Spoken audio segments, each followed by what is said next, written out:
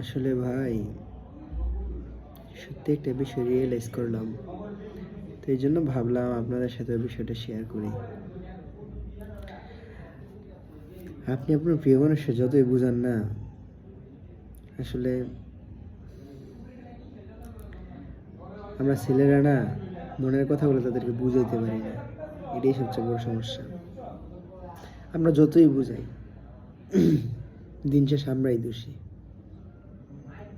আর প্রিয় মানুষগুলো যে ভুলগুলা করে, ওইটা কোনো ভুল না। ওইটা ওদের কাছে কিছুই না। এটাই বর্তমান রিয়েলিটি। আমি এটাই বুঝতে পারছি। আসলে প্রিয় মানুষ থেকে যে মানুষ কষ্ট পায় না,